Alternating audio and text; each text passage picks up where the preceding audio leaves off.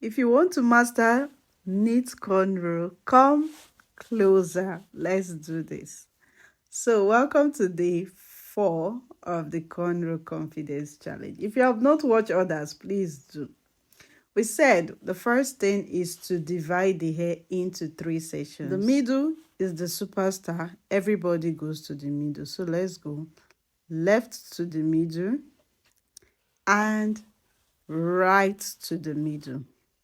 Then you grip. Left to the middle, grip, right to the middle.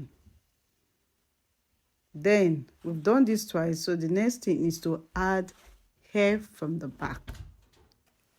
Here's the trick. In adding hair, you take just little section, and after that you pull your index finger through and pick, grip the side. Pull your index finger through, pick hair, grip. Pull your index finger through, grip. Index finger through, grip. Your index finger through, grip.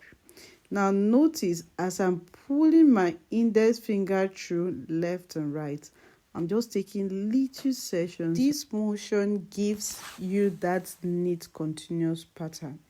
If you take big, you will have too much to grip at a time and it becomes irregular as well. If your grip feels awkward at first, don't give up. It takes repetition. By the end of this challenge, your hands will move naturally and your braids will look so much cleaner.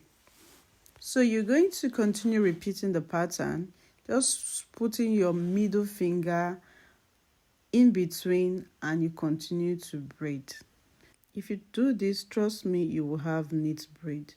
Now once we're done, we're going to turn our hand overhand down and do the regular braid method. Left in, right in, left in, right in. And when you're done like this, you will have neat professional braid. If this is your first time tuning in, so this is day 4 of the Cornrow Confidence and Heady Scalp Challenge. In day 5, we'll discuss tension and comfort. How to make cornrow tight enough to last but gentle enough to protect your scalp. Look at this goodness. How does it look?